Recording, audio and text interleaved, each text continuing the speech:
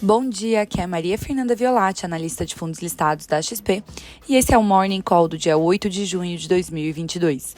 Nos destaques do dia temos: zona do euro cresce no primeiro trimestre e no Brasil discussões sobre o teto do ICMS continuam em foco. Destaques do dia: zona do euro cresceu mais no primeiro trimestre, enquanto o OCDE vê uma desaceleração na atividade global. No Brasil, discussões sobre teto de ICMS continuam em foco. Brasil. Na sessão desta terça-feira, dia 7, o Ibovespa fechou próximo da estabilidade, um pouco descolado do que foi visto em Wall Street, onde as bolsas tiveram leve alta. Por aqui, se por um lado as empresas de commodities avançaram, papéis de techs e varejistas tiveram um dia renovado de perdas. O Ibovespa caiu 0,11% aos 110.069 pontos, após oscilar entre 109.393 e 110.185 pontos. As taxas futuras de juros tiveram um dia de forte alta, principalmente nos vencimentos mais longos, que chegaram ao pico do ano. O principal motor do movimento foi a proposta do governo de desonerar combustíveis, que levaria a aumento importante nos gastos federais, elevando o risco fiscal. A proposta tem como objetivo ajudar no controle da inflação no curto prazo, mas o mercado reagiu mal, elevando as taxas também nos títulos curtos, uma vez que a leitura é de que o alívio na inflação deverá ser reduzido já em 2023. DI janeiro 23 fechou em 13,48%, DI janeiro 24 encerrou em 13,18%, DI janeiro 25 foi para 12,655%, DI janeiro 27 fechou em 12,57% e DI janeiro 29 encerrou em 12,68%. Discussões sobre ICMS. No Brasil, continuam as discussões sobre o PLP 18/2022, que estabelece um teto para as alíquotas de ICMS sobre combustíveis, energia elétrica, comunicações e transporte público.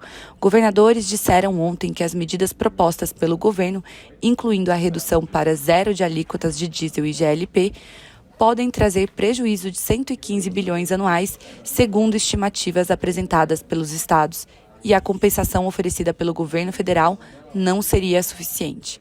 O Congresso aprovou um projeto de lei que permite utilizar o valor dos impostos arrecadados pelas distribuidoras para reduzir a conta de energia elétrica. De acordo com o texto, a ANEEL terá que implementar a alocação dos créditos de PIS/COFINS que as empresas cobraram a mais de seus usuários na forma de reduções tarifárias. A proposta agora vai para a sanção do presidente Jair Bolsonaro. Segundo dados da ANEEL, dos 60 bilhões de créditos a serem devolvidos pela União às distribuidoras, 47,6 bilhões ainda não foram restituídos aos consumidores.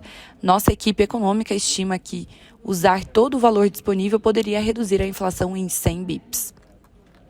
Mundo. As bolsas internacionais amanhecem levemente negativas, Estados Unidos com queda de 0,5% e Europa em queda de 0,6%.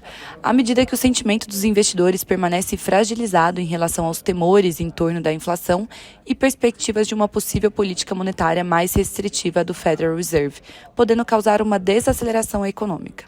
Nesta terça-feira, o Banco Mundial reduziu sua projeção para o crescimento global de 4,1%, estimativa feita em janeiro para 2,9%.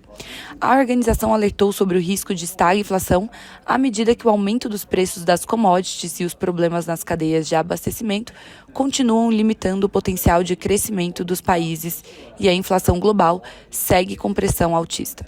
Na China, o índice Hang Seng, com alta de 2,2%, encerra em alta, puxado pelas empresas de tecnologia Alibaba, com alta de 10%, Bilibili, com alta de 20%, após a aprovação governamental para lançamento de 60 novos jogos, sugerindo que o congelamento de licenças e a pressão regulatória sobre a indústria parece estar arrefecendo.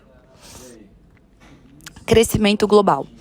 A economia da zona do euro cresceu muito mais rápido no primeiro trimestre do ano do que nos 3 meses anteriores, apesar do impacto da guerra na Ucrânia, disse o Escritório de Estatísticas da União Europeia nesta quarta-feira, revisando suas estimativas anteriores para cima.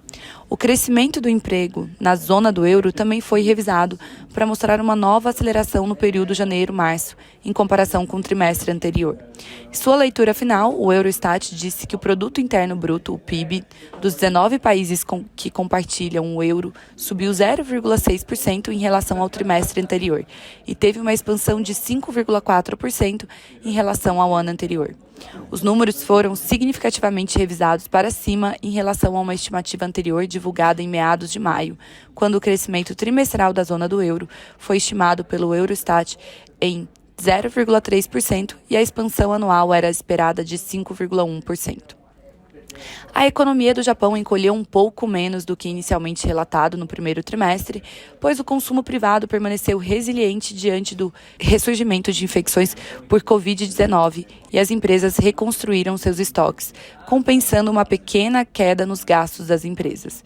Dados revisados do Produto Interno Bruto divulgados na quarta-feira mostraram que a economia do Japão encolheu 0,5% anualizado em janeiro-março. Essa foi uma queda menor do que a leitura preliminar de uma queda de 1% divulgada no mês passado. Na comparação trimestral, o PIB caiu 0,1%, superando as estimativas medianas do mercado de queda de 0,3%. A guerra na Ucrânia tornou as perspectivas de crescimento muito mais sombrias. Embora a economia global deva evitar um surto de estagflação ao estilo dos anos 70, disse a OECD nesta quarta-feira, reduzindo suas previsões de crescimento e elevando suas estimativas de inflação. A economia mundial deve crescer 3% este ano, muito menos do que os 4,5% esperados em dezembro. O crescimento desacelerará ainda mais no próximo ano, diminuindo para 2,8%, abaixo da previsão anterior de 3,2%. Enquanto isso, qualquer alívio rápido dos aumentos de preços é improvável. Com a inflação prevista para atingir um pico de 8,5% este ano nos países da OCDE, antes de cair para 6% em 2023. Anteriormente, a OCDE esperava que a inflação chegasse a 5% antes de recuar gradualmente para 3% em 2023. A OCDE disse que vê um forte argumento para a remoção do estímulo da política monetária em países de alta inflação como os Estados Unidos e a Europa Ocidental. A OCDE disse que vê um forte argumento para a remoção do estímulo da política monetária em países de alta inflação como Estados Unidos e a Europa Oriental. Tenha um bom dia e bons negócios.